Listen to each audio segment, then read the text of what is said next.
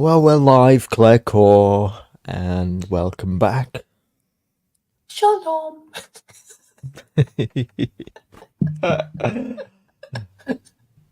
Okay, Claire, this is just going to be you and I having a little chat. No funny Mr. business tonight. Pebblebeard, no Captain Pebblebeard asking me all kinds of personal questions. No, not tonight. Tonight. So look, I heard you on a stream earlier tonight, complaining about the Cube. For anybody who doesn't know, the Cube is a Telegram group. I don't know what the policy is. I think it's invite only, but that's not necessarily a bad thing, because you basically have to be like a schizo. The magic circle. Or yeah, you have to be some kind of lolcout. Some mental disability or defect of character or weirdness and bad stuff. And then you'll be invited. Yeah. You have to be a contributing entity, basically, providing some form of entertainment or level of comedy or content.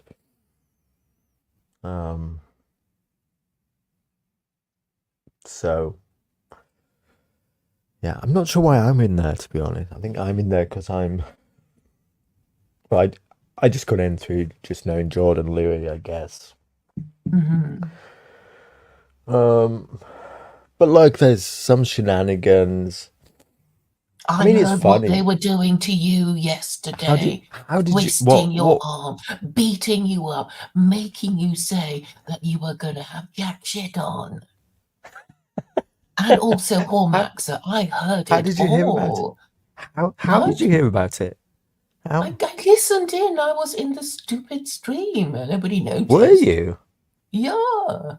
So you were in that voice chat on Telegram? Yeah. I was surprised you didn't notice, but I didn't post anything because I was just listening. Wow, to them dogpiling you. How long were you listening for? Maybe 20, 30 minutes, something like that. Oh my God. I know. So what did you have to say? What did you hear? Well, I came riding to your rescue, didn't I? In what way?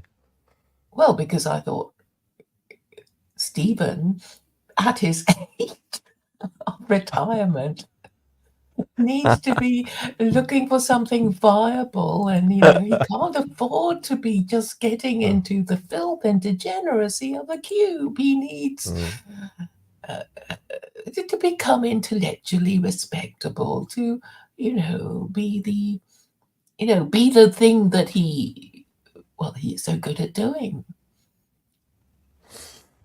Yeah. Hey, by the way, if you're listening, give the stream a thumbs up. Hate to ask, but if you don't ask, you don't get them. So look, I'm being pulled like 5 different ways at the moment. It's remarkable what happens. You just need to come my way, Stephen. Then you're one of them. You're one of the. Well, you're like one of the 5. Well, it's nice to know you're wanted in it. Everybody wants a piece of SJJ at the moment, so God knows what'll happen. Promote secular Quranism, promote jack shit, promote what else? Oh, Hormaxer. Yes. Was there anything else you wanted to promote? Who? Sorry, say that again. Well, I know they wanted you to promote Jack Star, yes? They wanted him on your channel, and they also wanted Hormaxer on your channel, and if there was anything else, I don't know what it was. Have I got the gist of it? Yeah. So there's the idea that Jack Star, who's like a literal schizophrenic, will be funny. I describe it as non-tent. Errol Muncher describes him as a random speech or text generator, which is a good description. Isn't it actually a good description of the guy? Because he just doesn't make sense. Non-tent, yeah. He is.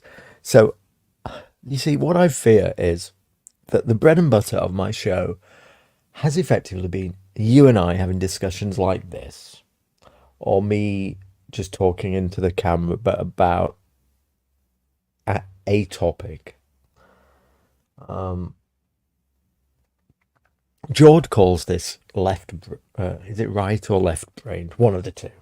He says, I'm like very this brained, whichever one it is. Whichever one is like the logical brained, rather than the, I suppose, the schizo brain. So that's been the bread and butter of my channel.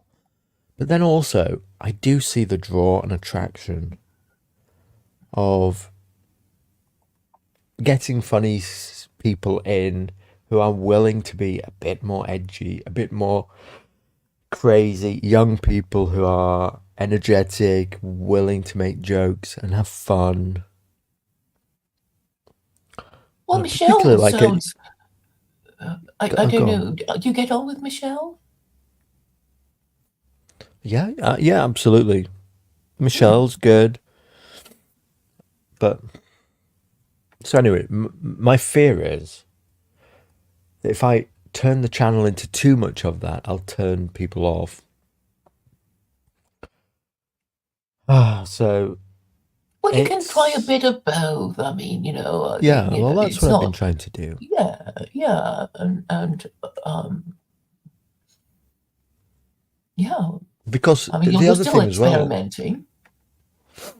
yeah, the thing is, you see, I mean, absolutely no offense to you, and with a caveat here, Claire, that I've said to you, I'm not going to abandon you, Claire. You know, once I hit the big time, the big apple, I value our discussions. Not the Big Apple. That's New York, isn't it? What the hell? The big time. When my name's in lights, there, which is never going to happen, but I'm not just going to say right, done with Claire Cole, but I do need to have some other there. Yeah, spread your wings. But just don't Because otherwise don't it'll let be them too drag you limiting down. anyway. Like I mean, there will be some level of just SJJ and Claire Core fatigue too.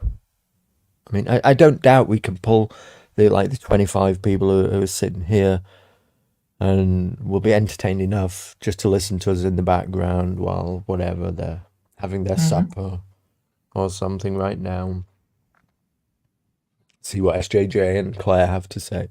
But there'll also be fatigue from this too, so I have to find some other, as Richard Spencer always says, some other there to for It's my channel. something So light, something meaty.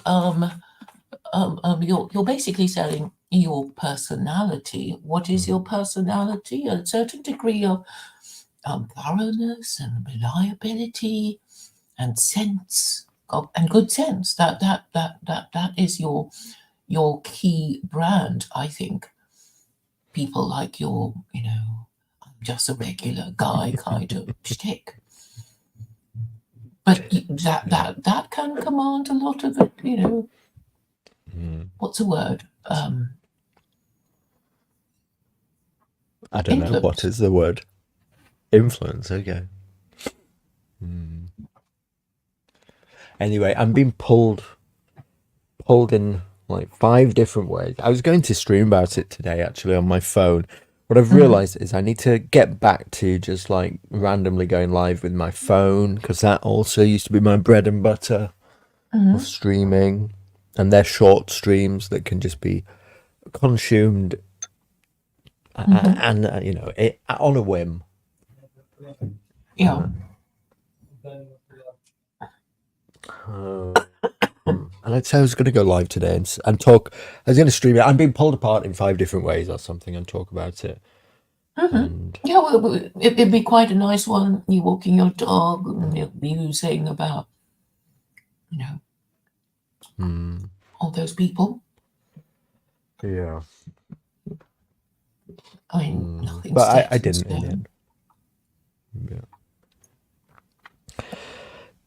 Just give me, sorry, 30 seconds. I just need to let my dog do something. Mhm. Is that okay? Just Mhm. 30 seconds. Back in a... I'll read the chat. So I see there's something called Shamu, which I think is quite interesting. He's in the cube.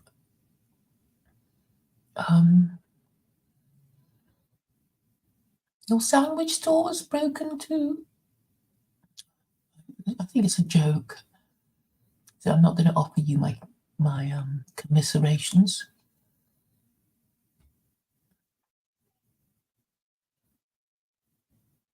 All right, I'm back. Listen Sorry to you about guys for that. literally minutes. You got a better standard of jokes in the chat. Yeah. Oh dear. So, wait. Anyway, so you sent me a big rant, didn't you, today in text messages? And Well, then I'm you still streamed with annoyed about Vincent. that Millennial Woes Endeavour stream. I'm still annoyed about it. Well, let's talk But about maybe that you another. didn't even hear about that. You No, don't we'll know have to what I'm talk on about that next about. time. So I do need to listen to it for us to have a conversation about that. And actually, don't look at my timestamps. I mean, just react to it, on your Yeah, own. it's only 40 minutes, isn't it? Yeah, it's not long, and it's actually quite listenable. Yeah. So I'll do that. But so yeah. By the way, I also thought if I did that streamer today saying I'm being pulled in 5 different ways and I don't know what to do and it's tricky, thought various different people would assume that I'm talking about them. When I'm not, basically. But yeah. Well, I mean, you can try all the things they suggested to you last night, and see how it goes. Yeah, I'm I'm I'm actually gonna quite do cool some about it streaming. now. It'd be fun to see Jack Star and you interviewing him and see what you will do. And you Ugh, actually, yeah, it might be fun. What am I on about? Suddenly, the it mood will is be, lifted. but half of my viewers, I think, will like have patience for Jackstar for about 10 minutes. Like there's a curiosity level of patience, isn't there? And then you just realize, well, there's no substance to this. This man's just coming out with just like random thoughts that are just appearing into his head, and then they're gone the next second. And it's on something else. Mind So I you, worry about he's that. probably But any worse than the people you listen to, because I mean, I listen to a lot of stuff, and sometimes you think, how do I even begin to undermine whatever was being said, because there's just so many wrong things that you can't really keep up with all the, untruth, factual, untrue information claims, and then the failures of logic, and sometimes even I despair about how to begin breaking down, whatever it is that people are saying to you. I think the Americans call it Gish Galloping. You throw, one set of um, assumptions, and then before they even have time to digest it, you throw another one, and then before you know it, you've woven a narrative of a story that obviously is not true, but which will serve your political purposes. And I think politics is not like this is that. an entirely different problem to the problem of like Jackstar, he has like a mental problem. I mean, let's just be blunt about it. There's people who try their best to string arguments together, and you might not be happy with them, but they're not on the level of when people see it. They'll actually see what I'm talking about. Okay, it's probably going to happen next weekend. If this guy can be brought onto the stream, and you'll experience something that you've never seen before. Probably, I'd never encountered somebody like this before. Nor have I. Never.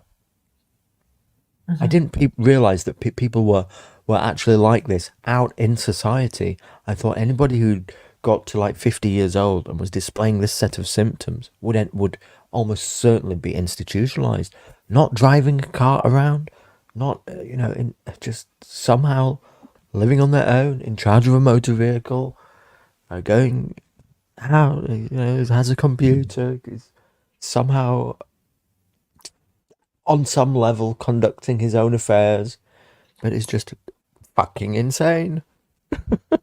Mm. So There was a YouTube channel years ago. It was really fascinating because it was interviews of people in mental institutions in America. It was black and white.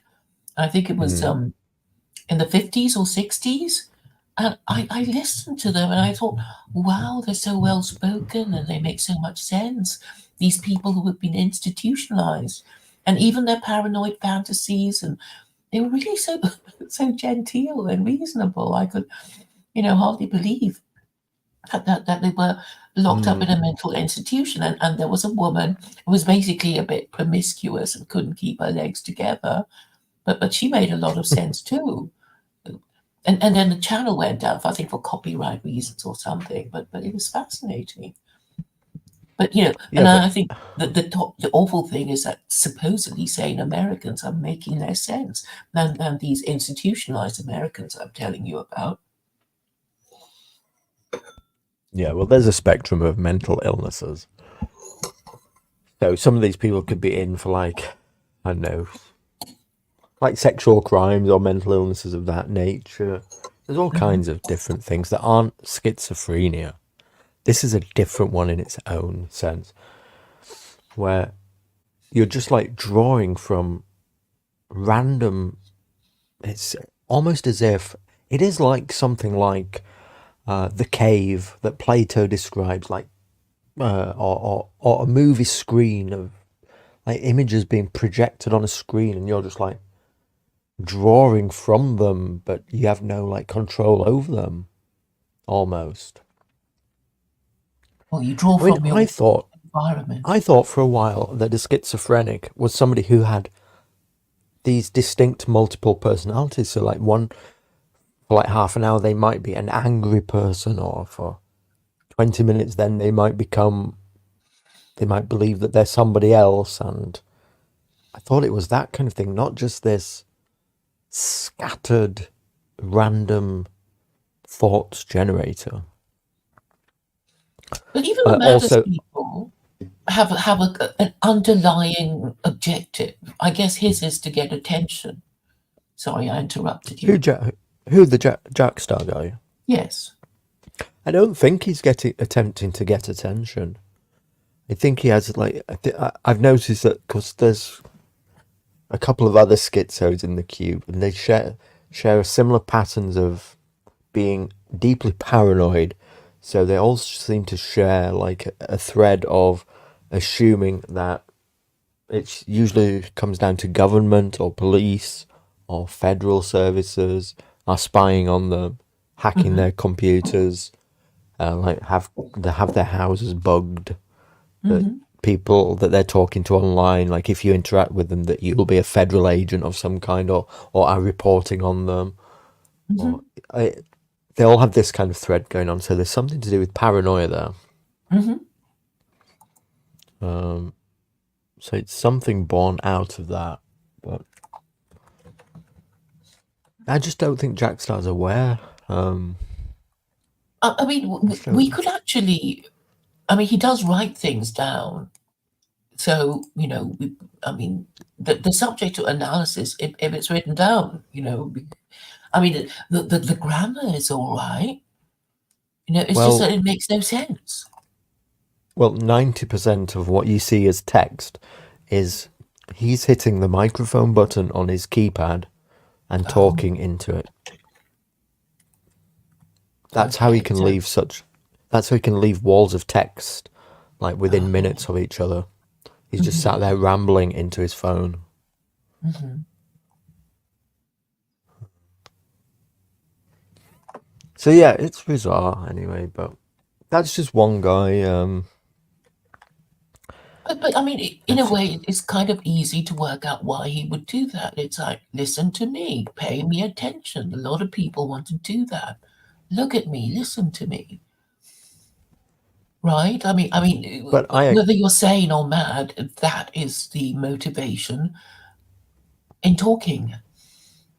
the Unless problem that he's comes with trying to it, tell you something, but there is no particular urgency. He's just randomly talking stuff. the problem that comes with it though is that essentially nobody continues to pay attention to you once they've clicked that that's what you're doing. So your curiosity for a time, but then once people click that there's no there, they just tune out. You become, and you're like screaming into the void then. Which I think So our like, politicians are. All these jokes about you can tell a politician is lying when his lips are moving, and I guess that's why social media is so popular and nobody buys newspapers or watches TV anymore or watches news anymore because they know that it's lies, and that's yeah, why okay, yeah. they're moving in to try and control us and not make us not Mm. use certain words. I can see the analogy, you're right about that. In many ways, politics has become something that has also, it's both become monotonous, dull, boring. People think that nothing can actually be affected or changed.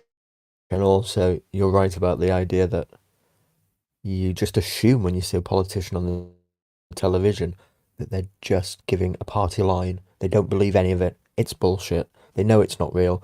They know that you know that they know that you know that they're lying. Mm. It's like infinite levels of they know that you know that they know that you know. Uh, and so, yeah, it's, yeah. Yes, and So people do tune out politics basically, too. it all begins with making factually correct statements and making sense. I mean, being logical. And if you can't even do that, then something is deeply wrong. Because you know, when you think of okay, non-human animals, they sort of need to know whether it's good, whether it's safe for them to go out. To come out of their hole. If What the do, cat's out there waiting for the what do you mouse or mean? something. I'm saying, as you need to be able to deal with the truth, with your surroundings in a truthful way, because it directly affects your ability to survive. So if you're an animal, you're a mouse, and you come out of your mouse hole and there's a cat ready to pounce on you, you got it wrong. But usually it's quite easy to tell whether there's something waiting outside for you, right?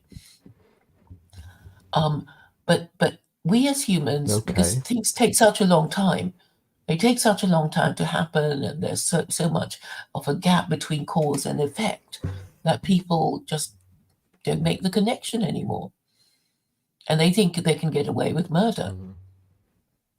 And then I guess Mm. when they don't, um, they still don't make the connection. I mean, you have a dog, and dog discipline is telling the dog that it's done something wrong. If you're going to punish him for it, right? You can't Yes. sort of punish him next week for something bad that he's done today, because he won't know what the hell you're beating him up No. about. Yeah, so it has to follow very soon after the wrong thing has been done, or Mm. people won't get it. People, not just dogs. Yeah. I was thinking about my dog today. I was thinking about this. This is a tangent. Sorry about this. Absolute tangent coming. But so I was thinking about my dog, and in terms of religion, and specifically, so like Christianity and stuff. And so, if somebody would say that you go to heaven because you're a good person, or you believe certain things and stuff, and so I would Ask them, well, what about my dog? Is my dog going to heaven? And I imagine that they would probably say yes or something like that. I But think then they're the supposed question to comes: say no. I'm sorry. I'm sorry, Stephen. so there's no animals in heaven? Is this what we're? I mean, Yeah. it becomes a little. Basically, when you think about something like this, it stretches. It forces you to realize the absurdity of the notion of heaven in a way that, well, I don't know. What Well, what no, what is actually, what because is if you heaven then? think of Is it just a sterile place? well, we don't know. We don't know how it's going to be organized. I imagine, for people who can't bear to be without their pets. I mean, I guess, the Matrix, all the brains in But this receptacle and, stimulating the brain to give them, their favorite memories and stuff. Maybe heaven's a bit like that, right? You're put into a so pod and then God can sort of, oh, what's your favorite memory, Stephen? Walking with your dog? Keep playing it until you're tired so what you're and then move on to something else. so the assumption behind that would be that only humans go to heaven because only humans have souls, but maybe you get some kind of like recreation of your dog in heaven. Or your favorite That's moments in your life. If but you go to the heaven, oh, the it's really boring that nobody I know but is here because they're all in the other place. Oh, there's nothing here but some gardens and some libraries. Oh, I'm bored. And then but maybe they'll say, well, would you like to be reincarnated then if you're so bored? And you might say, yes, okay, off you go again. okay, so the underlying assumption is therefore that it's heaven is only like the place for humans. There's some underlying reason why like all animals aren't ending up in heaven if they're good or something. It's only humans. Because they're Okay. they're not capable of understanding Okay. So this is getting not to me to capable of my next part. understanding the Bear with Abrahamic me. God. No, bear with me. Okay. So they have to understand the Abrahamic God to get to heaven. Is this the point? They have to understand the bargain. Because Like these are the law, but in a way, what your made dog me kind ask of this, understands laws. what made me Rules. ask this was that in a way, right, here's the thing. People will like doubt this. They'll say like that animals don't have souls or something because they can't experience like they don't can't know right from wrong or things like this. But I know that my dog understands guilt. And I know this because if he's chewed something up, okay, if he's chewed something up when I come home, okay, there's a total difference in his behavior. Like normally when I come home, he goes absolutely crazy. If anybody's had a schnauzer, then they know what they're like. Schnauzers, the moment that you come home, they're running around like crazy. They're woof woof woof woof woof woof woofing like this and wagging their tail like mad. But if he's chewed something up, he basically hides, and Makes me I think have of to go. Adam and Eve. Makes me I think of have to go and Adam and find Eve. him. I have to go find him in the house, and I immediately and like I'll find him, and he'll just give me the whites of his eyes, and he'll be looking at me from the whites of his eyes, and not wanting to look at me. And I'll say, "What have you done? What have you done?" And he'll like put his head down, and he'll be like, "No, no, you're going to find it, aren't you?"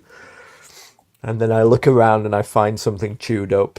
And then he'll get up and slink out the door, like almost on his belly, without me having to say anything to him about what he's done. Mhm. So he knows right from wrong. He understands guilt. He understands when he's done something wrong. And so, in a way, how can you tell me like that he doesn't have some level of consciousness and a soul of some kind, whatever that might be? Well, Buddhists and Hindus believe that you can be reincarnated as a non-human animal, you know, Yeah. um, if you're very bad. But I know white English people who say, I hope I get reincarnated as a cat with a loving owner. That would be my idea of heaven. People say things like that. So I mean, maybe it's not our place to wonder how God will be able to accomplish these things, except that He is So, supposed to be able to do that.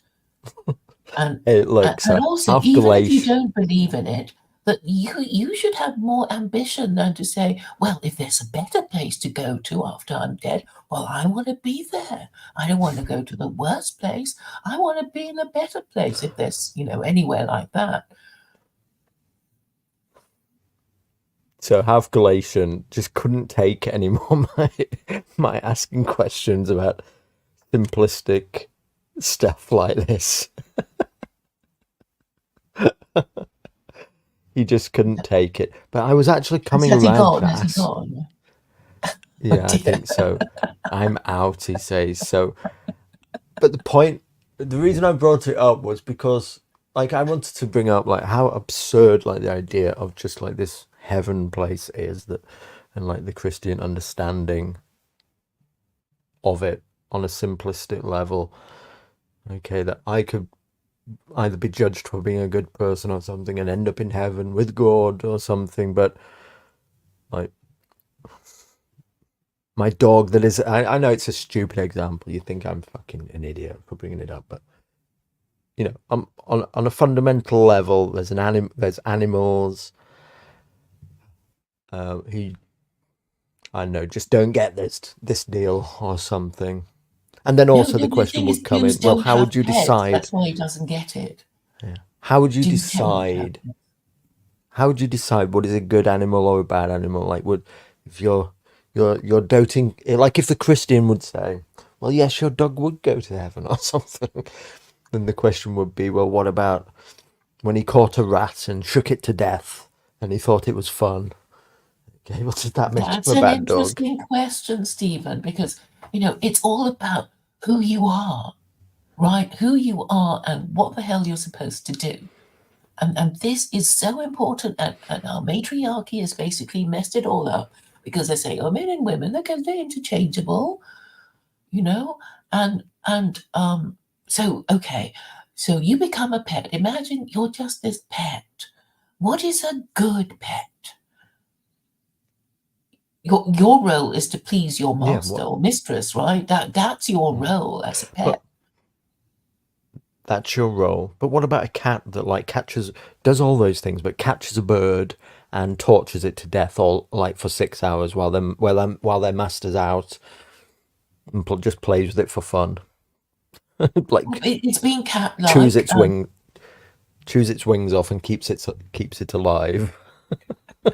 and then brings it as a tribute to its mistress. Yeah, still alive and screaming. and grosses the hell out of her. Well, I mean, the thing Yeah. is, it's saying, "Oh, but I love you so much, mistress. That's why I brought you this chicken or turkey or whatever it is." But usually it's just some dead little bird, a robin usually. But um,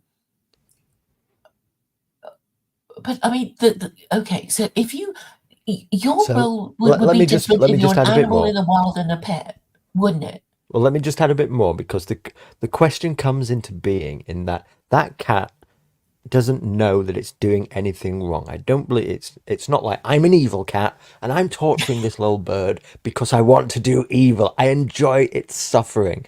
No, it's enjoying playing with it. It doesn't know any different. It's not occurring to the cat that there's But like that it's suffering. So in some ways it comes into being if a person doesn't fundamentally understand that they're hurting people, which is what most people are like. Most people don't go around saying, I am evil, I wish to make people suffer.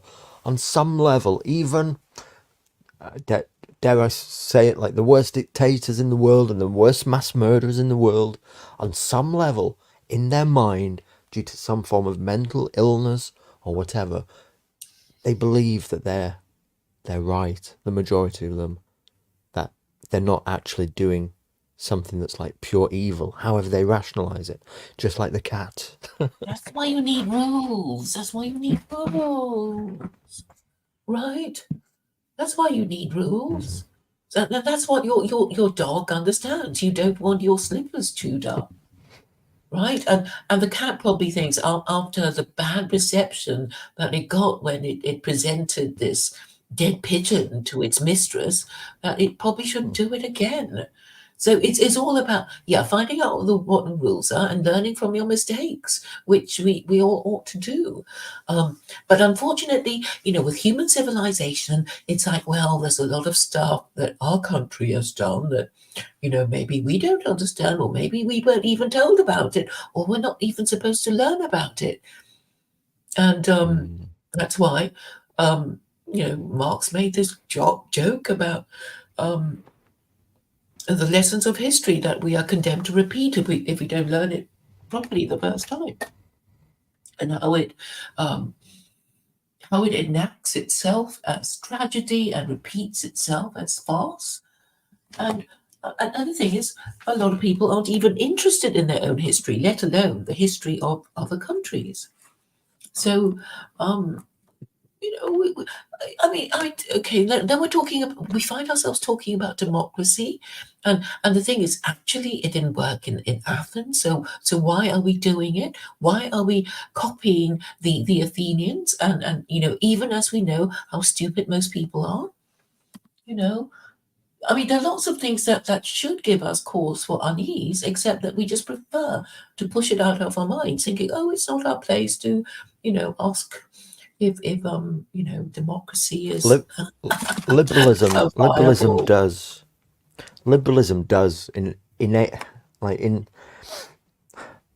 innately or whatever believe that everybody can be good, doesn't it? It doesn't account for these aberrations of people that actually make up a vast majority of society. Not necessarily majority, that's not the right word. You can be very naive in society when you go around, I think, particularly as a young person who hasn't actually met and gotten to know many people. Just what a set of fucking twisted characters really can inhabit society. Like, you'll go around and not really ever meet the real con man who'll swindle you out of anything that he can possibly do. And when you meet that kind of guy, it'll be a shock. And you'll probably get taken for a ride and you won't know what. It'll come out of the blue. And thankfully you might not lose too much, but you might get taken for a lot of money or something. Scammed. Well, You'll meet the the sadistic Nigerians are the person. best scammers, but they rely on psychology. Oh, yes, and the Russian girls, because they rely on psychology. You can Of the see those coming though. Like, race realism is a good lesson. It's a good grounding to help you see these, to help you be on guard for these problems before they come. I'm not speaking about that there. I'm not speaking about the Nigerian scammer that if like you've taken the race realism pill, you'll be on guard for. Okay, you'll be on guard for it. Or the Indian scammer, or even the Jewish scammer, swindler, or anything like that. I'm talking about the ones that just look like you, who you'll meet every day, who seems like a normal, nice guy, nice, normal white guy, or whatever race you are, of your own kind, who will just seek to deceive and like rob you at the first chance you can get. You'll meet those. Those exist. probably in your own family too. Yeah, you will meet people who are sadistic and sick in the head in like a gratuitous violence way. All these different people are out there, but you can kind of go around naively in the world until you've encountered them. And a lot of women do this, actually. That's why it's so super dangerous for them. Just believing that on some level everybody is reasonable and good and rational and can be reasoned with. And it's not like that. It's not like that at all. Mm-hmm. There are some sick fucks out there. Mm-hmm. Yes, women I do don't. need protecting. Yeah, naive women as well. I had somebody say that he might even have been Jawed the other day. Actually, he said that women's brains don't age beyond 16 years old and men's stop at 25. So women are perpetually schoolgirls. Most women, Claire, not you, of course, but Well, I think some of them pretend to be because they know that men like their women kind and stupid. And one of the, I mean, I think lots of period dramas were about women mothers telling their daughters not to show off their cleverness too much or end up a spinster. yeah. But I suppose women are meant to be like that because to make them better able to play happily with children and not give them a dark view of life which might spoil their lives, because there is also a danger in being too cynical. And It's a reproductive strategy, I suppose, of being submissive, isn't it? To act no, like the naive. being Yeah, childlike. yeah. Act like the innocent girl. But then the idea is then that it makes men protective. You see, that is also a survival stratagem for women, because men, I think, do have instinctive protective feelings for their women anyway, and their children. But it needs to Yeah. be, triggered by women being women. Yeah. Look, we ended up on some right tangents here. I don't know how we ended up here, Claire. It's probably my fault. Shall we get back round to like the title of the stream, what we came on here to discuss? Go on then. Well, you like fired up, weren't you, on your stream with I've Vincent? kind of I tuned into discharged some. my ire. Oh, you have. I feel like I feel better now. I don't feel I need to express myself. Oh yes, I was kind of saying I did have a few announcements to make, but I didn't feel at the moment too fired up. Fired up because I've had dessert and I'm feeling quite relaxed. But I was going to say, will I announce it now? I have two announcements to make. One is that Okay, go ahead. Everybody, prepare yourself. Sit down. Claire Core has an announcement to make. I want you, Stephen, to declare me leader of the dissident right on your channel, so that those who wish to wrestle the crown away from me will have to do so on your channel in a fair debate. And that is what's going to make your channel Stephen James. Oh my god. We have come a full circle. This is another attempt to pull me in another direction here, isn't it?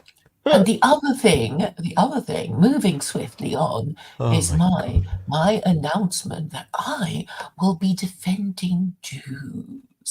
And I will be saying that they're really rather stupid people who don't know who they are or what they're supposed to do, and everything's gone wrong, and the cunning and wicked Gentile has basically ripped off their God and ripped off their scripture and then blamed everything that went wrong in their civilizations on the Jews. And the Jews still don't know what to do.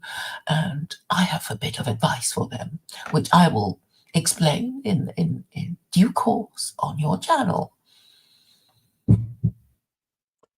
Okay.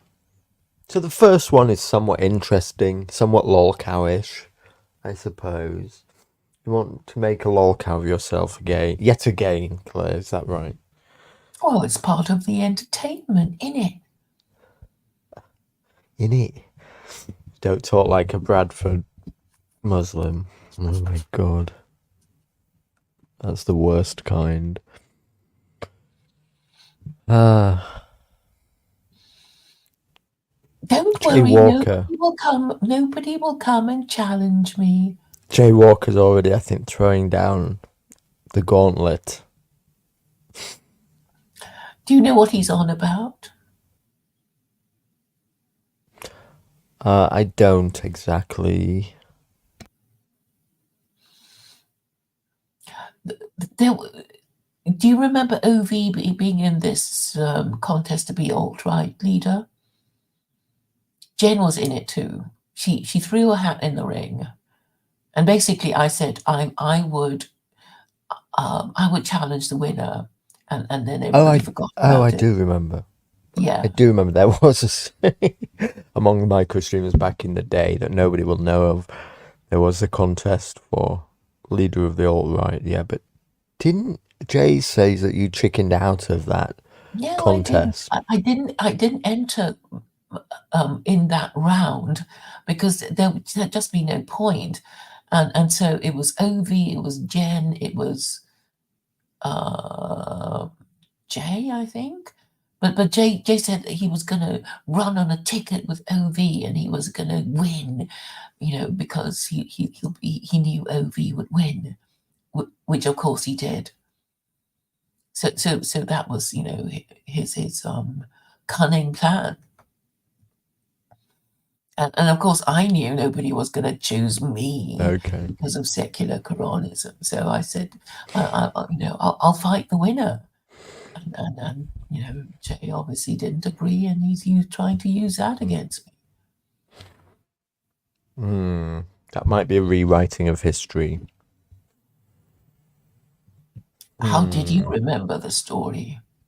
I can't. It's ADHD brain. It's not. I wonder Me if it's well still here. up. I can't remember if it. I don't know if it is. It might still be left somewhere, but I don't know. That is way too many punches ago in the head for me to remember exactly the details of that. Just, yeah. I have a vague memory of it, but I can't remember exactly what went on. Yeah, but I mean, Unfortunately. all it requires is somebody prepared to engage. I mean, it's not some sort of formal debate thing, but I know that they're just going to not do it. They'll find excuses or just not talk about it. And I'm just, I'm not gonna. Well, why do you want me to?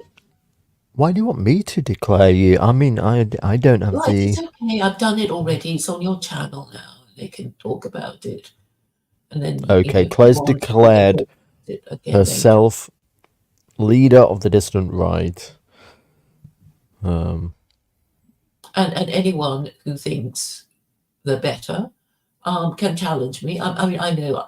I think Mark Collett will just say, "Oh, but I've got a political party," and I also know he won't talk to other nationalists because he's Well, none of these people know who we are, to be fair, Claire. So, well, they know of you. Oh, Mark Collett knows who I am. He was on my channel until it got deleted.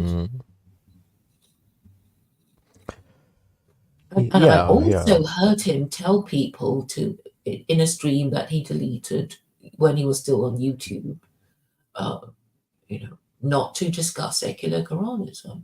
So, there you go. And he rigs all these debates. There was David Duke was supposed to be debating somebody. Do you remember that? No. So I said, as you would expect, me, David Duke should debate me. But Mark Collett, who was in charge of the promotion, said no, I'm going to make him debate some black woman called Tree of Knowledge. Do you remember that? And they basically humiliated poor David Duke. I felt sorry for him, and they were so rude, and it was so rigged. So David Duke debated Tree of Logic, the dominatrix black woman. Yes. Oh my God. Like, believe it or not, David Duke is a nice man. Okay, he's a nice guy. He comes across like very grandfatherly. He's He's sincere, like, but he's not the brightest bulb in the box. no, he just goes on and on and on various tangents, and once he starts talking, he kind of just drones on in one unending loop. But I mean, he's misrepresented as. I mean, when you ever hear his name, it's followed by former Grand Wizard of the KKK, isn't it? Yeah. David Duke.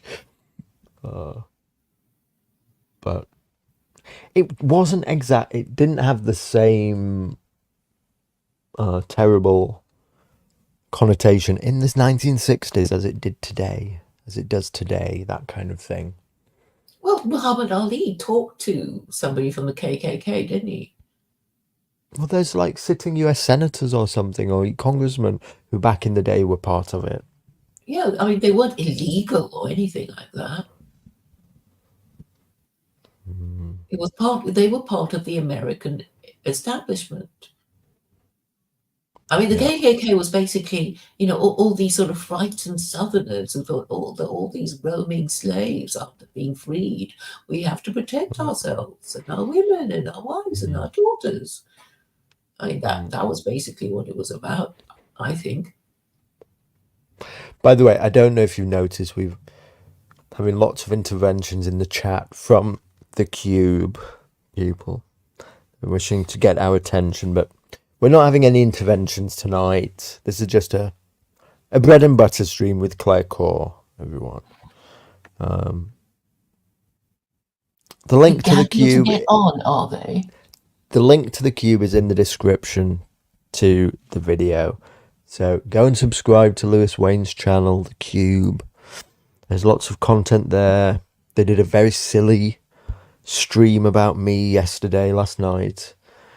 It involved John Vance and lots of projection. Who was being so rude to Michelle, I was horrified.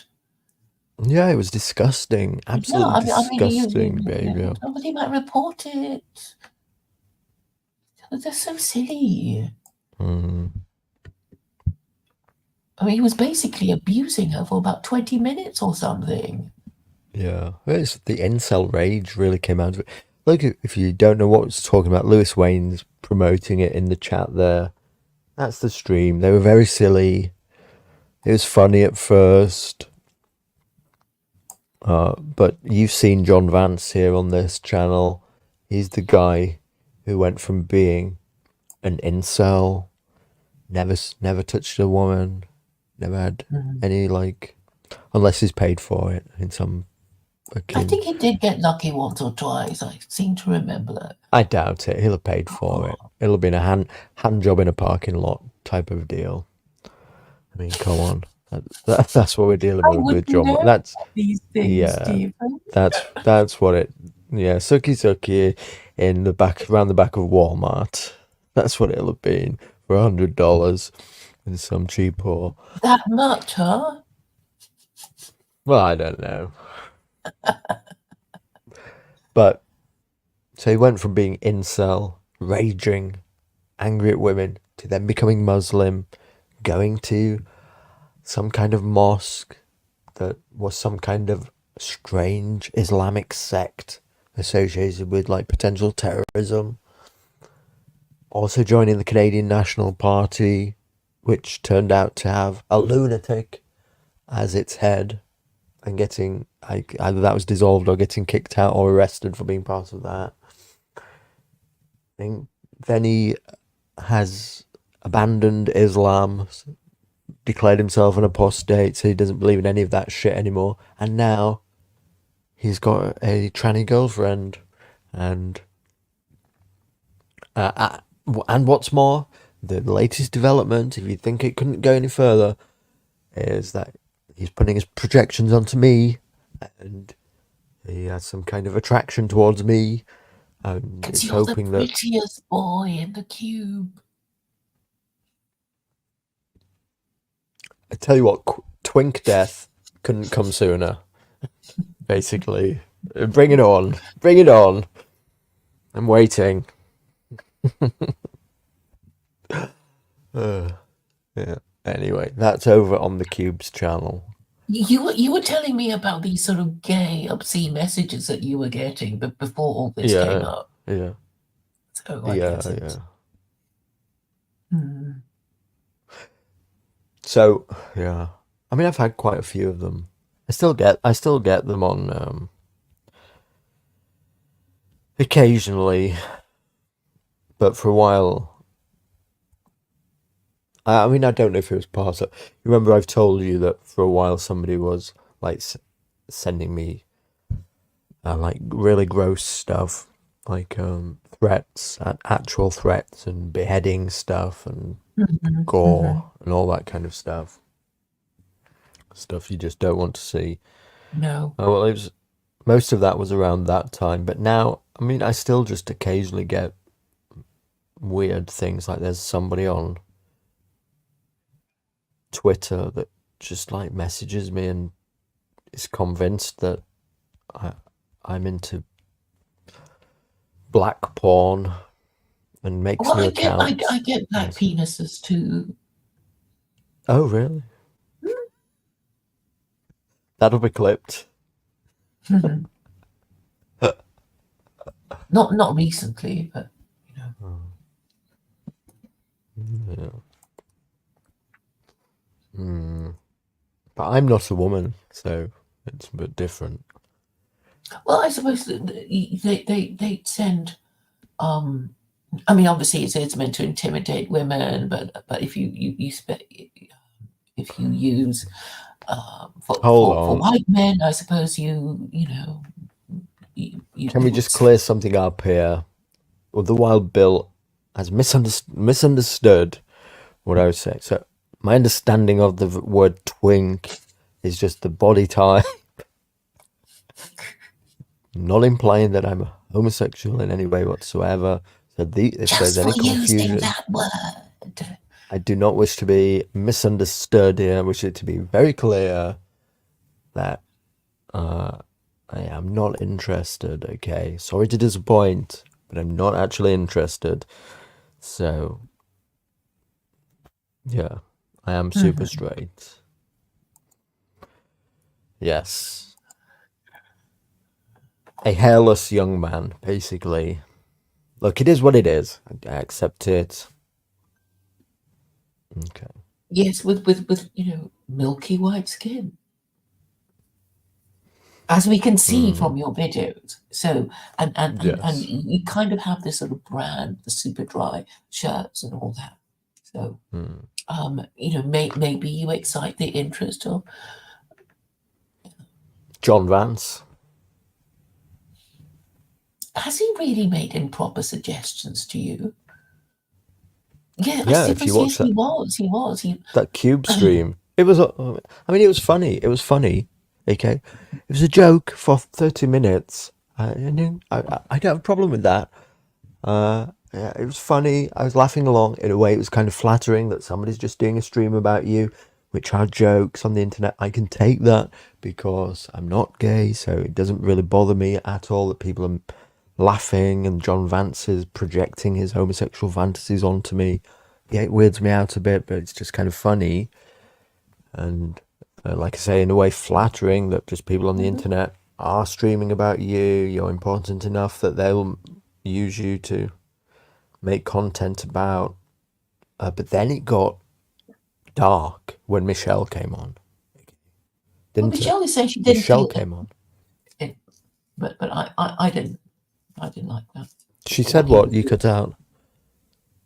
Sorry, she's You saying in cut the out. chat. What did Michelle?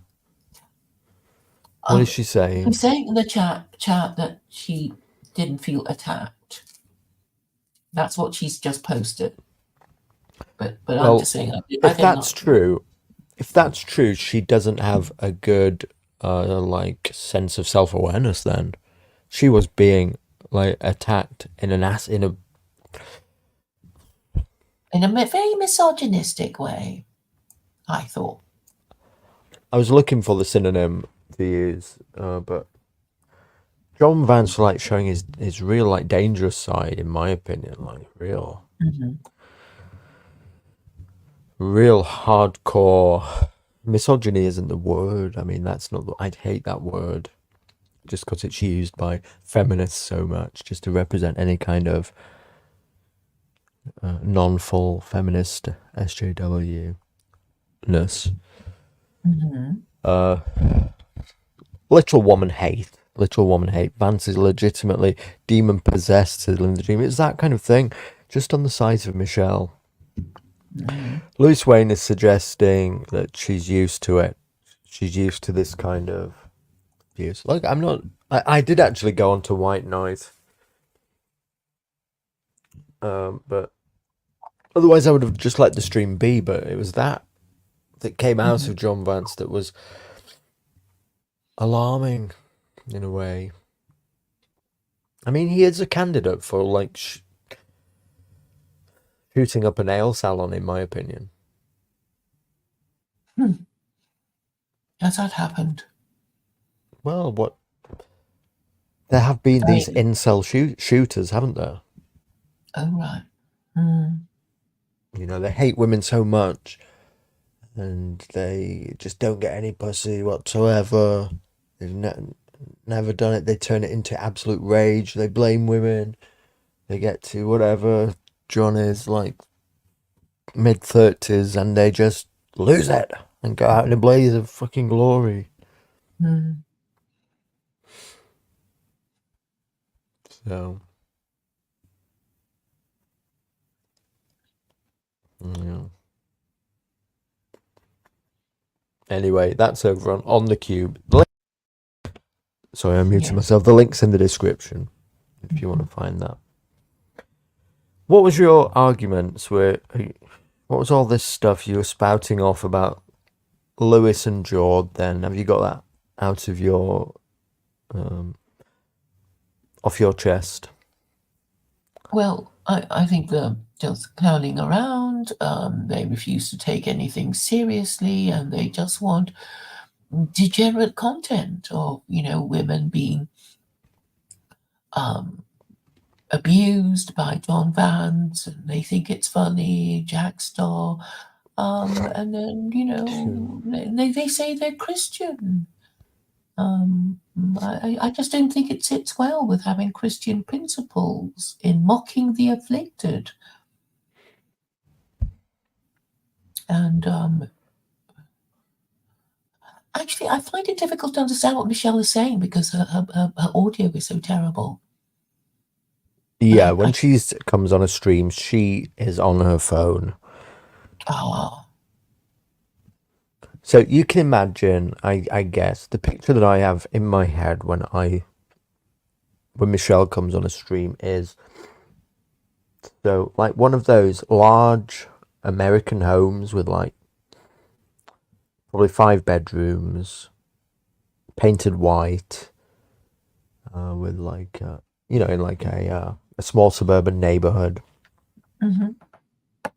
typical like one of those American large homes with some grass out the front and a yard out the back, and like 5 kids running around the house, an open plan kitchen. Michelle's there, like with the phone in the crease of her neck, probably whipping up something in a bowl And or for the something. children. Yeah, Mm. there's kids screaming in the yard. Some of them are running out over the front, and like the neighbors coming and saying, "Your kids just put my window through. Are you gonna pay for it?" Michelle's there. She's always just got this phone in the crease of her neck, and she's doing streaming. Oh. So we can't expect the like Has anybody world seen class audio. Has A anybody picture of seen her. Have they? I don't know. Mhm. I've never asked. Mhm. Mm. And I didn't like the way Thomas was manhandling um, Hexagram. He Oh, did it twice. Georgina. Well, look, He does it you regularly. It's not just some, he. Sorry, carry on. Don't you think that that just shows the closeness of that relationship, though, actually? Because women kind of Oh, like something like that, you know, you know, actually. you've been to Thailand. The Thais are very, don't touch my head. It's where my soul is. Don't, Okay, maybe that's the Oriental in me coming out. Hmm. Anyway, she didn't seem to mind, but I'm just saying. No, I mean, she loved it. It's playful. That was like sexual play at work there. Oh, really? Oh, okay. Couldn't you tell? I mean, in my opinion, if a dude's grabbing a Oh, woman and stuff like not that, patting her on the head. yeah. I don't know. I Certainly, mean, if a woman allows it, mhm. that's like, you know, uh, pull my ear now, uh, do something else to me in the bedroom later. Mm, Yeah, I don't know. She's probably listening. I shouldn't say that. hmm. Well, I've been thrown out of both TBR groups. Yeah, I know. You're not happy. Well, I am in a way because I was spending a lot of time there, and I thought, but they don't talk about anything. It's just, oh, AA, he's so Yeah. fat. I could And talk it's like, about that a bit if you want. I could talk about that. It's not in my interest to do so, but I could talk about it because, look, I'll caveat it with saying I really like Georgina and I've had great relations with her. And um, so I don't want to offend at all. But we could mhm, just talk about it for content that since you got kicked out, um, Georgina's uh, had a falling out with the only other woman in the group, again, kind of, which was Sammy. I didn't interact with her at all. I wasn't even aware of her presence. Yeah, So who is this I, Sammy? so Sammy's another woman. Okay, a woman on the internet.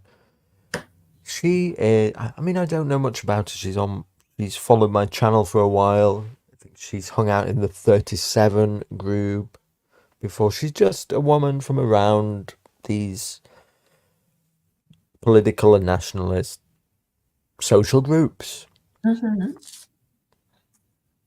Hmm. But essentially, Georgina thought that Joe was bullying Sammy like a couple of weeks ago, and so she came to me and said, "Look, I don't know what to do about Joe because Joe's. I mean, Georgina, right, has had like she's been on my channel in the comments for like about 2 years, almost since the channel started. Oh. Back when I was playing Leonard Cohen to like 5 people, Hmm. bizarrely, and kind of so has Joe. I don't know how these people ever found me in the first place, but so they've had a long running friendship in comments. Basically, I see that I've seen this under various ones of my videos. Either one of them will start a comment, the other one will reply. Before I know it, I look back and that comment thread has had like 50 or 100 comments long, and it's half of it is just Georgina and Joe who've been like having this, using it as like a place to just talk to each other Hmm. over time. Hmm. Since the new TBR loyalist group popped up, Joe joined that as Ted. Sorry for outing you, but everybody knows it anyway. And then Joe brought his brand of cutting edge humor and abrasiveness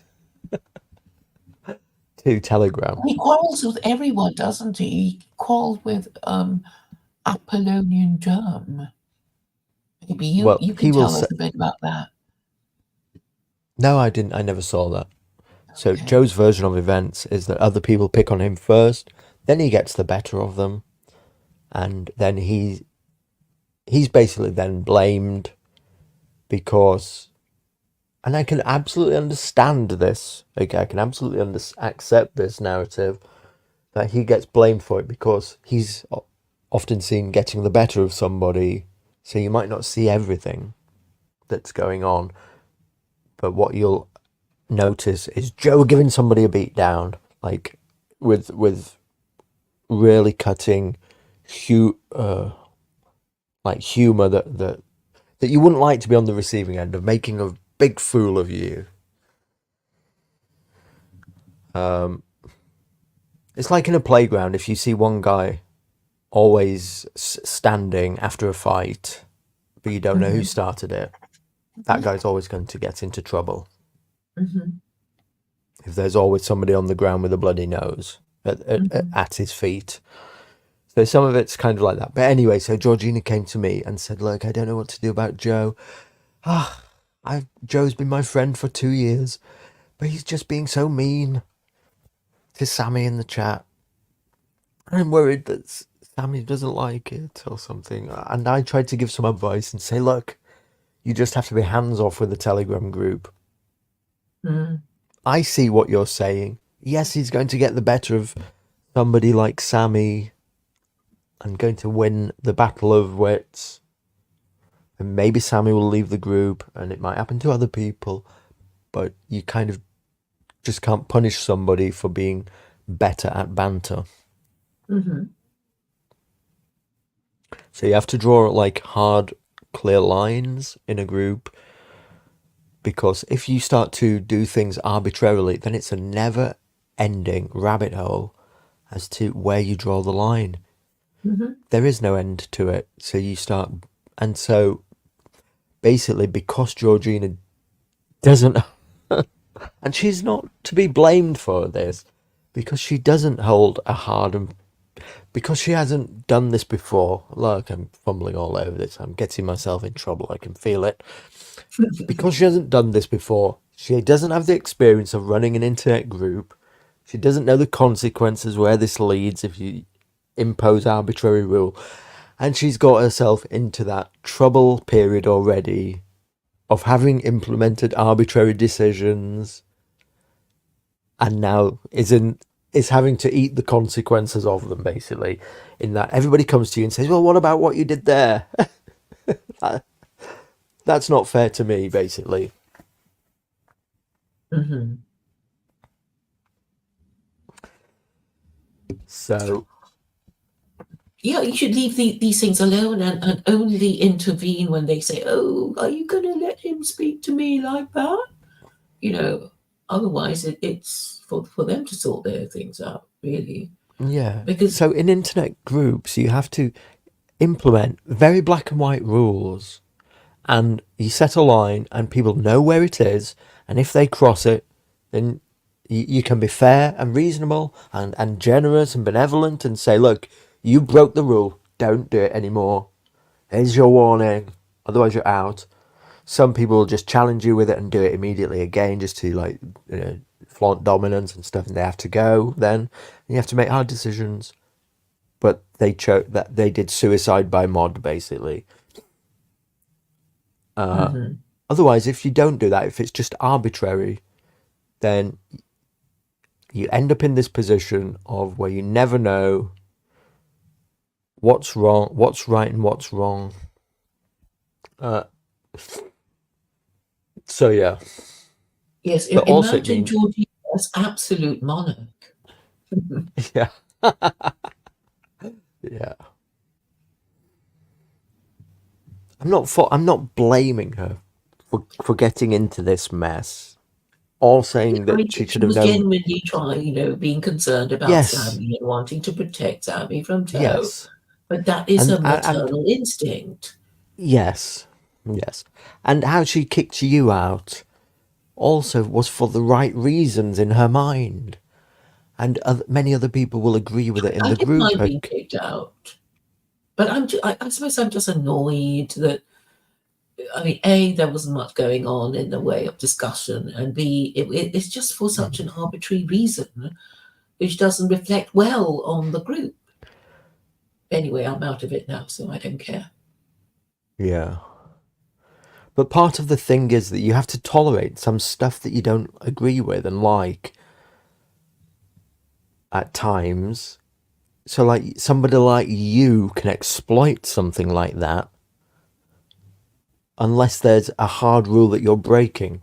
Like, one of the rules that you can have is no spamming, links to stuff, and that would have just, like, sorted you out. Really. If she could have thought of it, or just deleted it. I mean, she could have just deleted anything she disliked, right? Which people do anyway. So, yeah, I knew she was doing it too. So, but I mean, it Define wasn't enough spam for her. She says wanted something define more. spam says Max Demian. Links that nobody wants or that you're told nobody was interested in. Basically, spam is self promotion is spam. Or some people spam me with videos or thing that you're not going to watch. Or I mean, spam is basically anything you're not interested in, right? So it's a kind of broad and narrow Yeah. definition. Yeah. I mean, maybe you don't want to receive a reminder to pay your bill. Spam, you know. Yeah. But yeah, it's I mean, difficult. I guess women can't help themselves. Most women can't help themselves. They just want to. Oh, millennial woes. He's so bad. He is this Yeah. mother hen on his Substack. Yeah. So I mean, I just don't know what's wrong with people these days. Just don't know. Well, you are very male brained, okay? Well, it just allows you to sort problems. Well, avoid problems. Forget solving them, just avoid problems. But you're male brained to the point that people suspect you are a tranny, Claire. Okay, they say that too. I've been called lots of things. It doesn't bother me that they call me a tranny. I mean, I'd get more offended if they said to me, "You think like a woman," then I'll go and punch their lights out. But I don't mind. But basically, this does show the difficulty of, and again, no offense to Georgina or anything, of women running things in a way. Yes. Well, a lot of conservative women knew that. That's why they wouldn't support female conservative MPs. I mean, a lot of female MPs said, I mean, but my worst enemies were the other women. Yeah. But I mean, if you make an exception for one, then and even if she's okay, the other ones will come and spoil it for. They'll just come and really, really, really ruin it. And the thing is that a lot of the men are really stupid. They'll just think, oh, because I fancy her, I'll come and protect her, and then they'll white knight. And this, I think, it was what Millennial Rose was doing. He was other people have been complaining about the way he white knights, but it's a kind of mating strategy even. That there's this woman, and the alpha male comes up to the woman who's interacting with a man she might not like that much. Is this man bothering you? Is this man annoying you? If so, I'll sort him out. Yeah. Wow, thank you. Yeah. This is the problem with having women in these spaces. I'm not one to say, look, get rid of women, though. So they are a distraction. The problem, they are absolutely, and they do create the problems that you say, which is so in social groups, particularly online groups. they will inevitably get themselves into some kind of situation that they don't like, or that they can't handle, or that they feel is inappropriate, and and and they might be right. They might be right, but they'll want protection, or they'll want somebody to deal with the problem for them. Kick this man out. Get rid of him. Look what he's doing to me. This kind of thing. Mm. And so, And men have to just basically kick the woman out if she's asserting feminine privilege. yes. Yeah. I mean, they should be just completely ruthless about it. Because, or she'll make the men fight. And then the men won't be able to do anything. They'll be distracted. But a lot of men don't even know they're doing it. They just think they're being protective. Oh, we do. Exactly. Hey, Claire, when our instinct is triggered to do this, okay, we can even be the guy who, like, has his full male brain intact and in fully working order and understands that you shouldn't do this. But when, like, instinctually you are triggered to go and protect the woman, all that kind of goes out the window, and we can rationalize it to ourselves. It is like being bewitched, okay, for a man. It is a kind of bewitchment. This brings it back to my video that I did like a year ago about those Orion slave girls who bewitched the officers on the Enterprise with their magic spell. Yes. I remember So the this is clip you just showed. this is just a problem with women in groups, in that when a man falls under a woman's spell, he does that without being aware of it, and will believe that he is being 100% logical, and so he can turn on his friends, he can just disregard everything else and fully, like, justify it completely. So there is a special power that a woman wields over, I guess, a straight man. I can't imagine somebody like Vincent doing it. He'd probably be ruthless with women. Oh, he wants to exterminate them. Yes. So on some level, it's like the fundamental triggering of some kind of sexual impulse, obviously, that's going on here. But it happens, Yes. It's And well often known, like, the contribution of women is really not worth it. Because they don't really, they're just agreeing with the men or one faction of the men. yeah. They tend not to be original thinkers.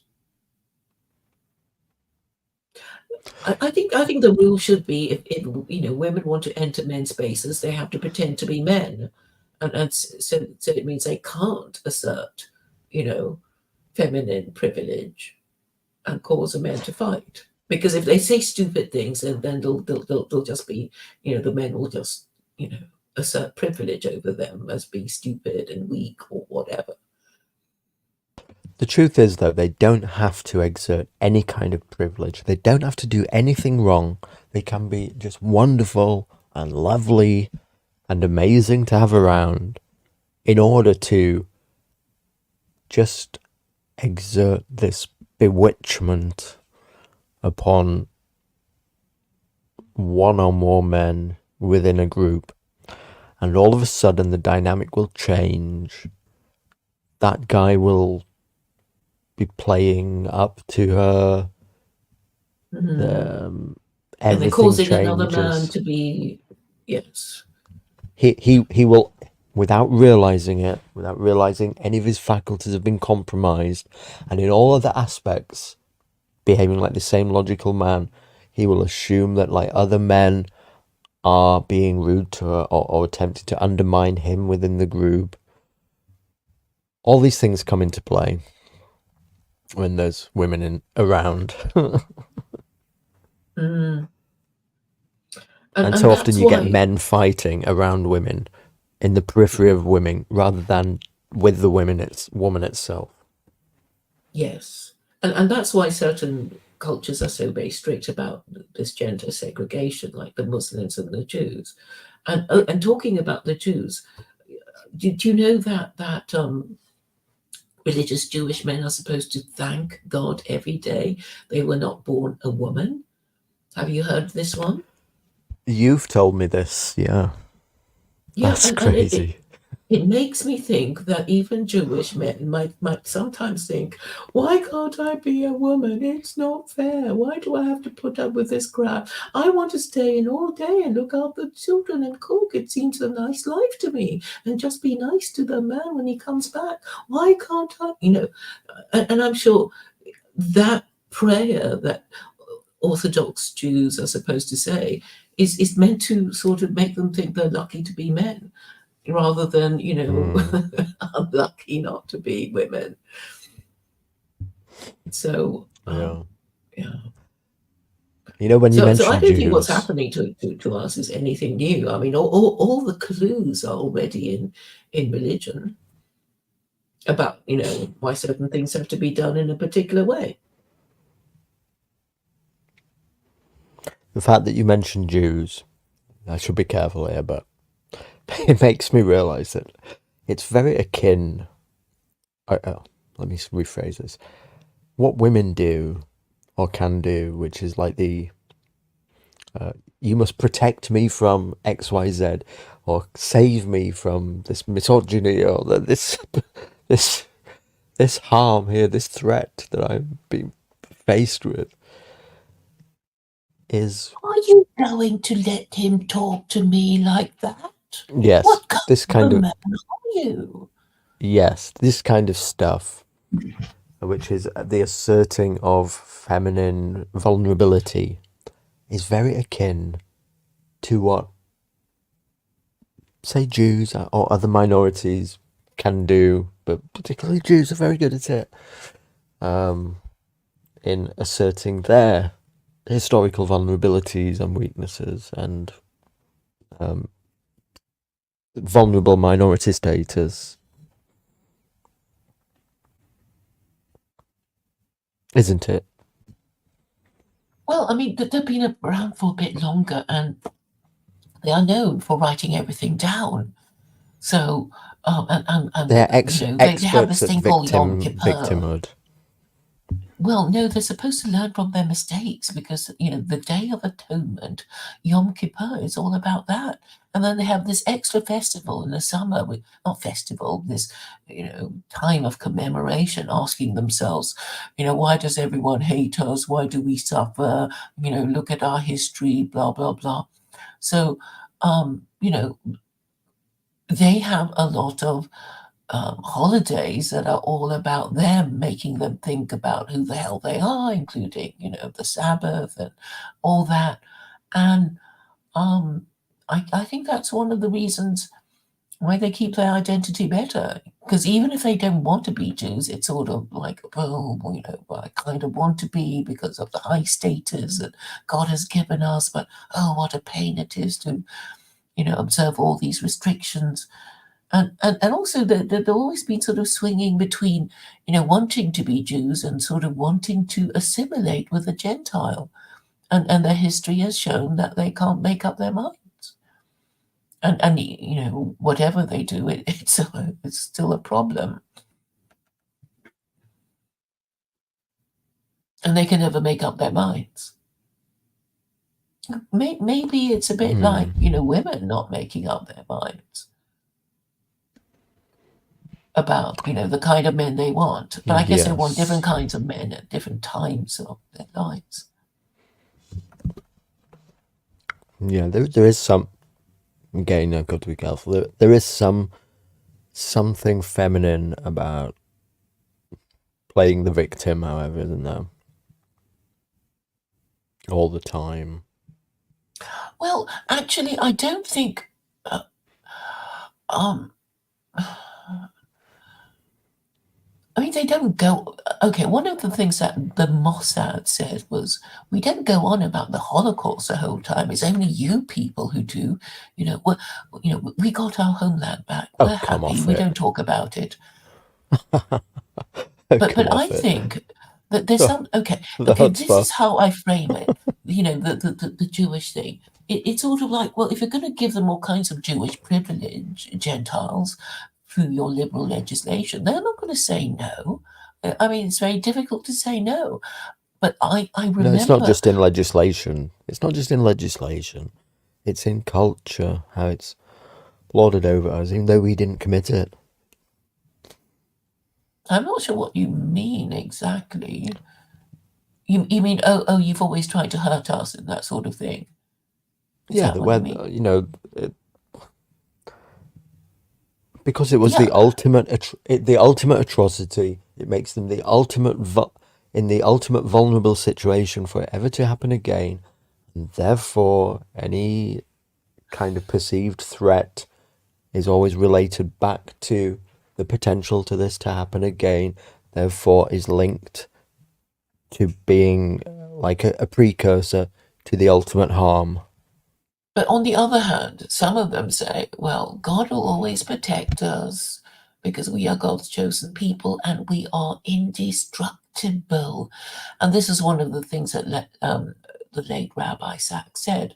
But one of the other more interesting things he said is that, well, if you always favor one child over another, you will make the other child hate him. And he was using the example of uh, Jacob and Esau, I think, okay.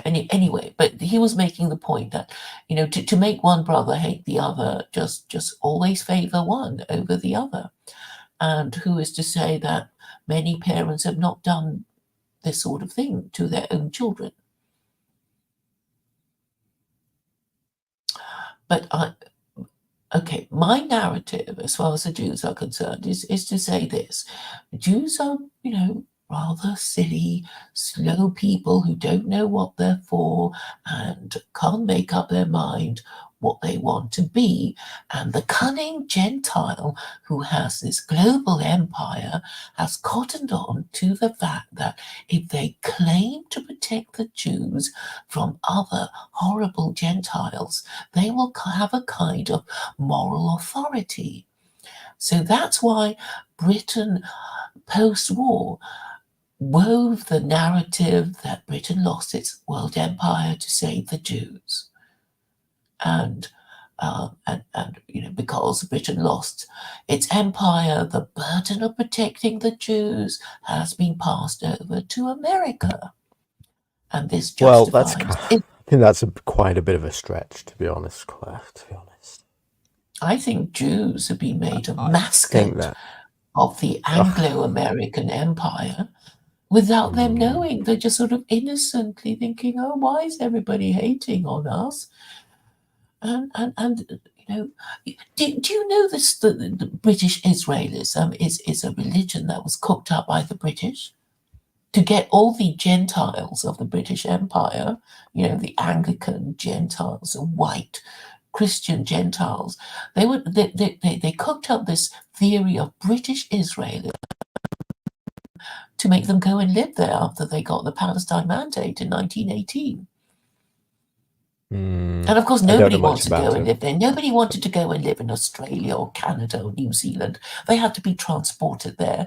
And then they dithered about it for a bit. And then the Nazis came along and were mean to the Jews. And then it was a British thing. It's like the Balfour Declaration. We're going to, get this place to we're going to people our colony, because at the time the Palestine Mandate was a British colony, and obviously the British imperialists wanted to people it with their own people, and they didn't really trust Jews to do it. They wanted their own, white Gentile So you're filtering saying that men. so you're saying British Israelism that I know nothing about was some kind of psyop to make British Yes, people believe that they were the real Jews. Is that The song correct? Jerusalem, read the words of the song Jerusalem, based on a poem by William Blake. It's an Okay. imperial song. And does it have any ever? Is there any like tenuous link to historicism in that, No, no, or is you it can like, find or you is it can like find. Hebrew, black Hebrew Israelism? As is it as stupid as that? No, it's not stupid, because you all imperial nations need some kind of incentive to send its own people to Yeah, wherever. but Do you know the he. story of Denmark? I mean, Just a minute. the Black Israel, Hebrew Israelites are stupid. Well, maybe I should. I don't know if I can even say that. I'll take that back. I think it's obviously not true, their origin story, which is that the angel Gabriel came down to some black guy on welfare in Chicago in the 1960s and explained to him that that the real Jews had over 2,000 years forgotten who they were, and all in the current day have become bus drivers in Chicago. And from that, the Hebrew Israelites were formed. I don't think that's that believable, is it? So we know that that branch of alternative Israelism is fucking nuts. yes, yes, and so So is it as is the nuts as Nation that? of Islam, because they Right. racialized it, haven't they? Everybody They say wants we to want be to be like Muslim the but real black. tribe, one of the real tribes of Israel, don't they? So they use whatever tenuous fucking links it is, I think, to be able to. Is it to be able to claim the Torah as their own or something without being Well, they're going Christians? to say that the original, Israelites were dark skinned or something. I don't know. I don't know the story. But British Israelism is a thing, and even now continues. I've actually been to a service at a British Israelite church. Well, if you ever Right. come to, I might show you where it is. Just for But the record, that is the story of the Black Israelites. In chat, people haven't heard that story or something, but that's how it started. A guy who was actually in the US Army, I believe, a black guy in the US Army, and then he got kicked out of the US Army. He ended up on welfare, and shortly thereafter, he claimed that the angel Gabriel came down and explained to him the real story of the Jews, that it was all the black people in America. And so he began preaching about it. That's where the group started. That's how the group formed, and they believe that they're the real Jews, and they just forgot who they were over 2,000 years. well, there's some people who want to believe in it, obviously. But okay, so I'm basically saying, actually, even if you did believe in God and you are a Jew, you would, if you're being rational, choose to become Muslim because of the way Jewish scripture is written, because of the 36 capital offenses in the Torah. So let's say you're a Jew and you missed a lot of Sabbaths, and there's a lot of bow before a few idols, etc., etc. So yes, you can repent, but those who don't repent, it is assumed that if God exists, then all these penalties that you incur during your lifetime will be waiting for you in the afterlife, and you might have accrued quite a few of them. And I got this idea because apparently, according to the Talmud, somebody about to get stoned would be comforted by rabbis saying, well, if you get stoned now to death, you don't have that waiting for you when you get to the other side. So really, being stoned to death is a blessing. Oh my God. Come on. I know. I heard it What from a the hell? rabbi or read it somewhere in the Talmud. Oh my God. I know. So if you apply this sort of logic to Jews, you're saying that most Jews will have accrued at least one death penalty because there are 36 in the Torah, right? And so if they were being sensible and if they really believed in God, they'd flip over to Islam. But since they don't really believe in it anyway, then that's why they don't. I mean, why wouldn't you choose the easier version if to escape your post-life punishment? And the reason why you don't do it is because you don't believe in it anyway. So you can expose their But Jews hypocrisy. Jews don't even have a clear conception of heaven and hell, do they? Well, the ultra-Orthodox believe in reincarnation. Yeah, yes, they if you look in the weird. I've Torah, heard it's David all a say bit that. vague about what's going to happen to them. They don't There's talk certainly about no heaven or hell. hell. Yeah, there's no hell like with the devil who'll punish you in eternal Or hellfire. Or heaven. But according to this reasoning by rabbis in the Talmud, it's quite obvious what's going to happen to you as a Jew, because you're going to get punished for all the things that are, capital crimes according to the Torah, including breaking the Sabbath and being rude to your, being drunk and disobedient to your parents. So, because it's all written down, and nobody's going to deny that. So, so if you really did believe in God as a Jew, you'd want to, go for the, Judaism light, that is Islam, but they won't because they don't really believe. And in this way, you can expose their hypocrisy. Anyway, that's why Jews don't like talking to me, for the same reasons Christians don't like talking to me, because they know I'll be gunning for their Trinity. Look, he said tiredly. Yeah, I'm tired, by the way. So we won't go much longer. You know me, I just find the whole thing quite childish in a way. And this anthropomorphized version of things that was laid down as a man speaking from the clouds, like all It the shit in works the even Torah. if people don't believe in it. You don't understand how know, it but works even when people don't believe in it. When you start to read some of the stuff in the Bible about when God supposedly was interacting with the world every single fucking day and to every person in that little bit of land and like shouting commands down from heaven and always in somebody's ear telling him what to do and what not to do and all this kind of stuff just sounds so... I don't know how people can read it and not think it just sounds so absurdly... obviously not true. I mean, well, you're not. and people will hate me for saying... I'm sure many people will hate me for saying that. But I mean, they're people. If it was put down legitimately, like earnestly, then it's obviously people talking about the rambling madness of their own mind and their imaginations of hearing voices in their head. But the thing is, it's worked for them, and then the Gentiles stole their story and made it their own, and then another lot of Gentiles stole their story and made it their own. So, you can't say it doesn't work. But the greatest storytellers at the time, who could like stand on a big stone or something, and like speak with most enigmatically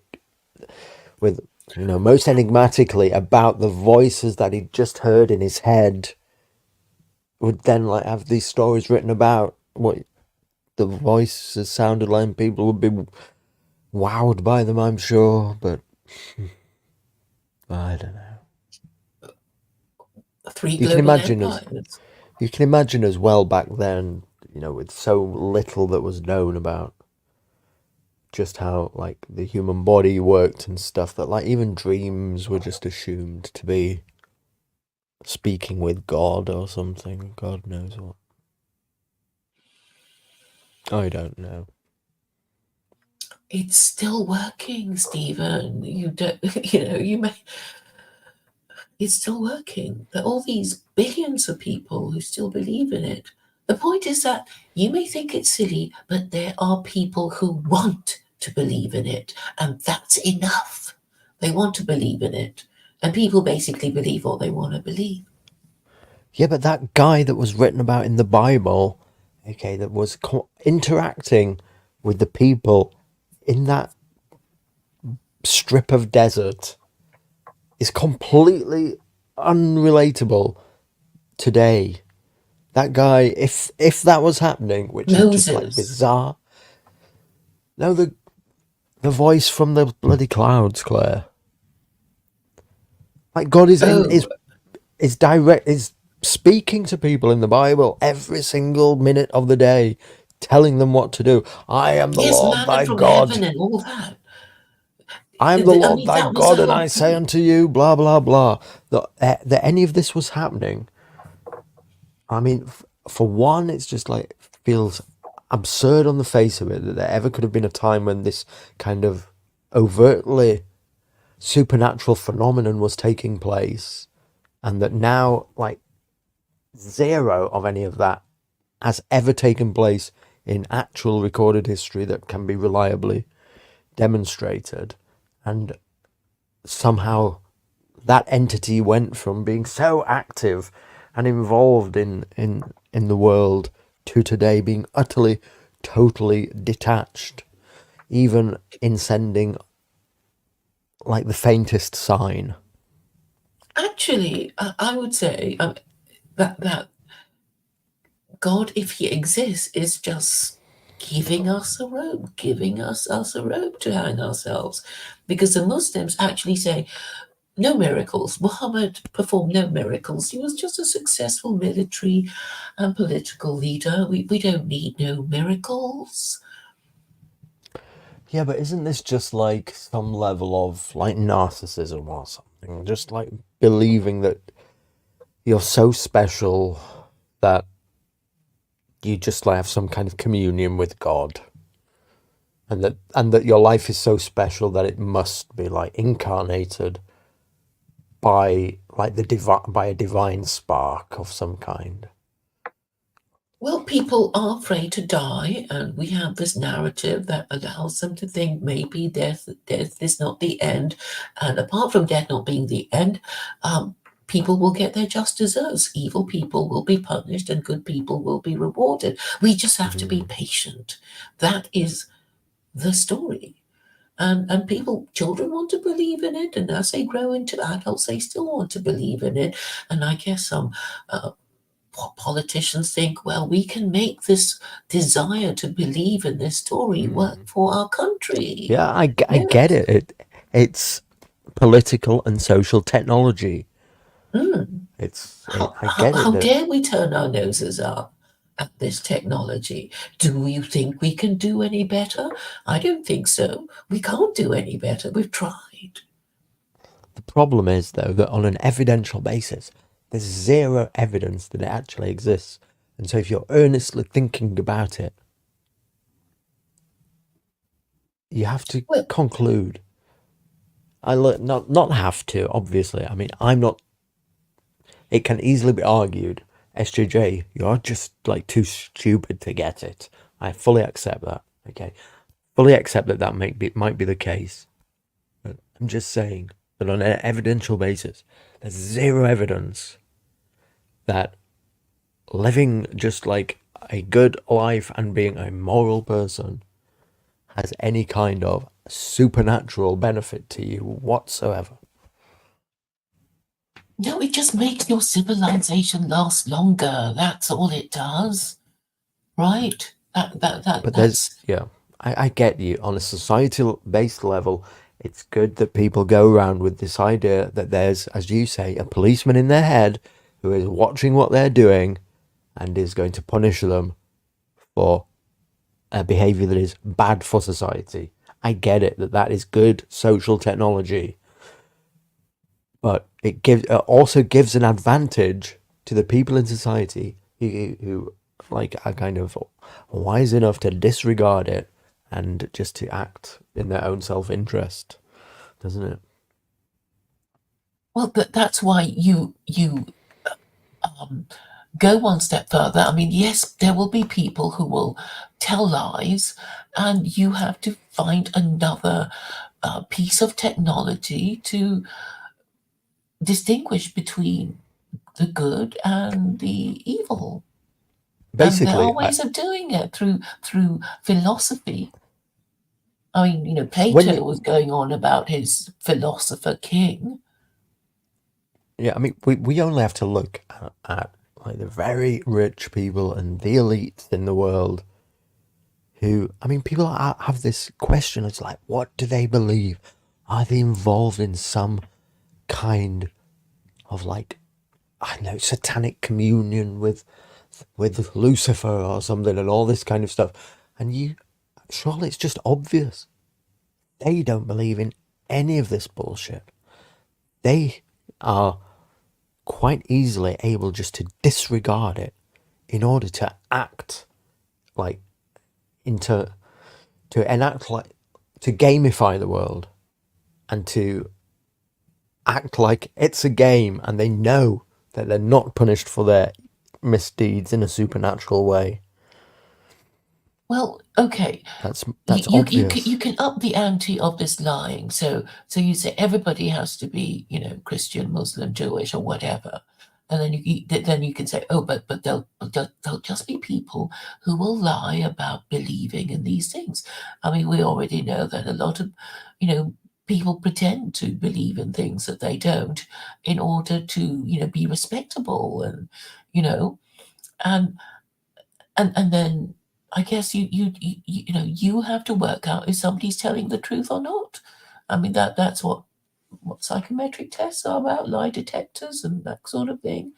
So you will try to find a way of working out if a person is what he says he is, and it's usually by looking back on his track record. Is he an honest person? Do people say, does he have a good reputation? Does he follow his principles? What are his principles, etc.?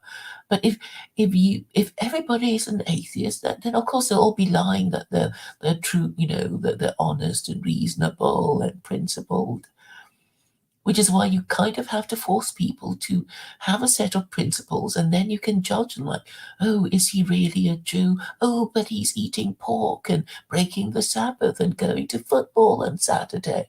Oh, this Muslim, is he a good Muslim? Why do I see him in a casino drinking and eating a ham sandwich? Oh, he can't be a good Muslim. It's all these little things that allow you to work out whether a person is what they say they are. But Christians are a particular problem because, they don't have any rules. They can just pretend that they believe that Jesus is God. They don't have to do anything. It's too easy for them to pretend. And I think that is a source of corruption. Mm. And oh yes, so okay, and then they kind of gave up on Christianity, and then they were liberals, and then I mean last century that there was national socialism because the Germans couldn't stand liberalism anymore, and well the Russians tried a bit of liberalism and then they couldn't stand it, and tried communism. So there have been attempts already to replace a replacement of Christianity. And it's because everybody can Yeah. make up the rules as they go along. The Russians are suffering too. Really, they don't believe in anything much. They just happen to be lucky with Putin, who isn't as crazy as, Biden. Well, he's not as crazy as the others, as American presidents. Come off it. Well, he seems to be making sense, whatever he does, even if you don't like him. He seems For to make Russians, it makes sense. only because And for people who only aren't because Russian, they opposing also it think is he makes sense. Sorry? only because the deal in Russia is that you offload politics effectively to like the current regime, Putin, because like the opposition leader is fucking in the gulag, Claire. So Isn't Trump sort of in the gulag? no. Look, anyway, I don't know. No, we don't need to get well, into that. that's another discussion, really. Yeah, look, it's getting late, so I've already died here, basically mentally. Okay. So all right. Thanks all for right, Claire. having me. I hope Yeah. everybody enjoyed our little chat.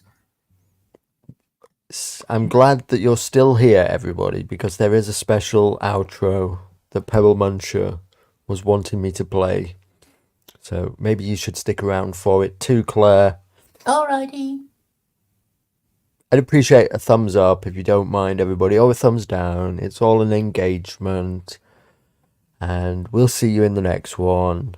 Appreciate you. Goodbye, Claire. Bye. Yo ho ho, landlubbers! And today we've got something special for you scurvy dogs. It appears Claire Core has been staring off in the ocean for too long, and the cracks have been showing in her mental psyche. What we have for you special folks is the beginning of Claire Core's mental breakdown as she cries about internet people. We have to ask ourselves, what the fucking George and fucking Lewis Wayne think they're doing. So basically, George is saying he's some fucking stupid Gnostic, laughing at the unfortunate and wasting time. I mean, look at Pebblebeard. I mean, just so pathetic. He couldn't even tell me if there was anything in the book that he claims to have read and he can disagree with. It's full of shit. And he's sort of, oh, well, I do care. And it's like, but you're not showing that you care. You're just saying that you care. I mean, like all the rest of them, right? Like people like George and Lewis and TBR, and they refuse to do or say the next thing. The logical next thing. They refuse to ask the logical next question or answer a simple question. People like Pebblebeard, who apparently is a married father. I must ask him more questions about how he feels about, the overflowing toilet that he intends to leave behind to his legitimate offspring. And I just want to, make the point that I resent being stuck with that filth. Yes, so do I. I mean, we've both been thrown out of everywhere we go. And it's because of people like Millennial Woes who fucking made him the boss and Ed Dutton.